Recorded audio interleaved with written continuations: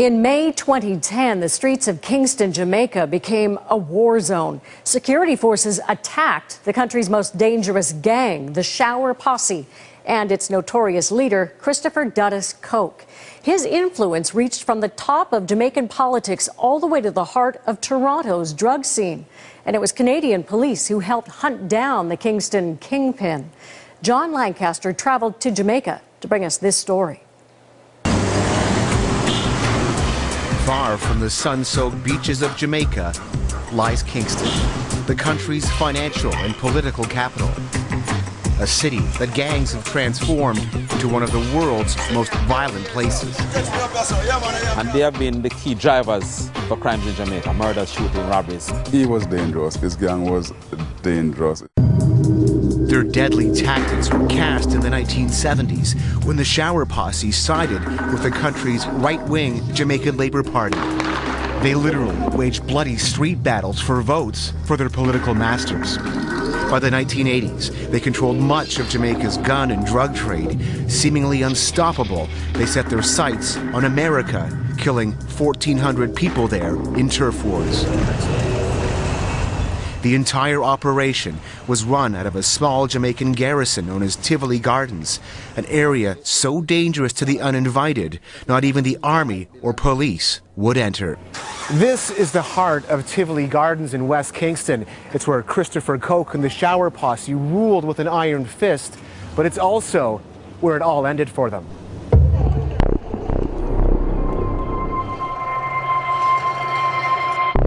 By May 2010, international authorities had had enough of Coke's syndicate. Kingston was placed under a state of emergency as police went searching for Coke. Coke supporters killed 2 officers and burnt a police station to the ground. In turn, Jamaican security forces smashed through Tivoli's barricades. They had an American extradition warrant and pushed deep into the garrison. But Tivoli wasn't the only battle being waged. At the same time, heavily armed police in Canada were fighting the posse in our own backyards. In Toronto, a series of raids was underway. The Shower Posse was believed responsible for dozens of murders dating back to 1991. By 2010, they had risen to the ranks of Dons, controlling the supply of guns and cocaine to many of the city's street gangs. They had become so elusive, some questioned whether they existed at all. For anybody who says the Shower Posse is a figment of the police's imagination, what do you say to that?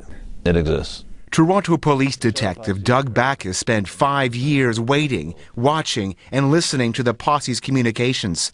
Wiretaps revealed the Toronto associates had been keeping a close eye on what was happening to their leader and his turf.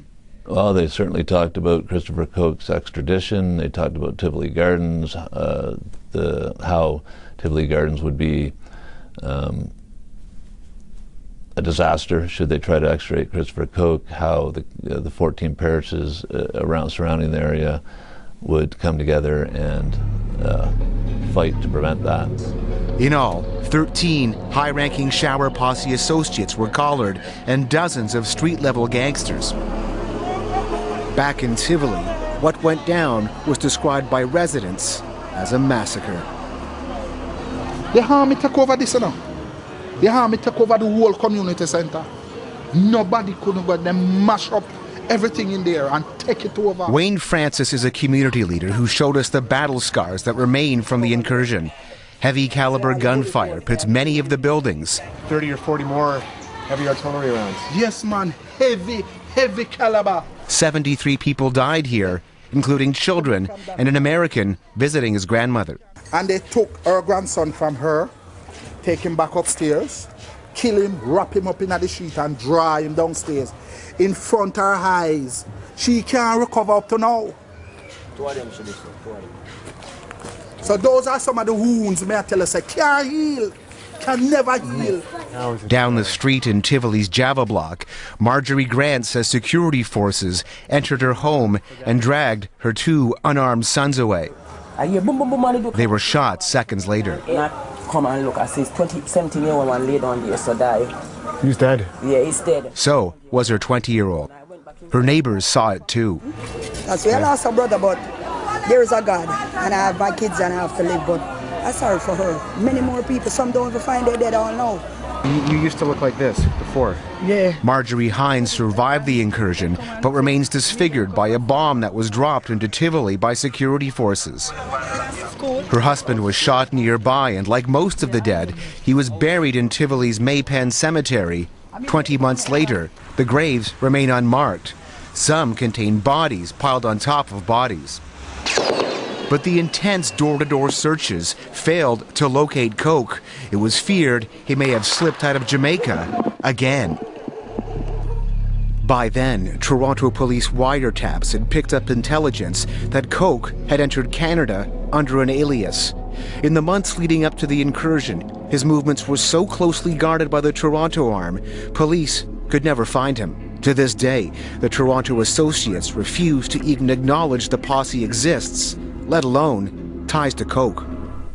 It'll be a death sentence. No ifs, ands, or buts? I mean, there might be some exceptions, but for the most part, you're putting your life at a risk, certainly if you're deemed a snitch. They did admit, though, they were trafficking in guns and drugs. A money trail led to 2 mansions in these hills overlooking Kingston, built by the Toronto associates. So how long have you been an officer then? 35 years and counting. The homes, a symbol of Toronto's cocaine trade and the profits being made, according to Jamaica's Deputy Commissioner of Police. Yes, he in fact had a franchise in Canada, and there were persons there who would have left Jamaica, would have gone to Canada, and then had to send back tribute payment to him. And the tribute payment came back in the form of cash or in the form of illegal guns. While the noose was seemingly tightening, Coke was still nowhere to be found. And we have put ourselves the sights. In Tivoli, Superintendent Terrence Ben's officers were getting closer. They had rounded up hundreds of suspected Shower Posse supporters. They made the Shower Posse's Tivoli headquarters their own. Then, after 30 days, Coke was finally arrested at a checkpoint. He hadn't left Jamaica. He had been hiding out, disguised in a woman's wig and glasses. The Americans quickly whisked him away to stand trial on conspiracy, drug, and gun charges he has since pleaded guilty to. The entire episode has affected me deeply. The bloody hunt for Coke forced Jamaica's then Prime Minister to resign in disgrace over his ties to the drug lord.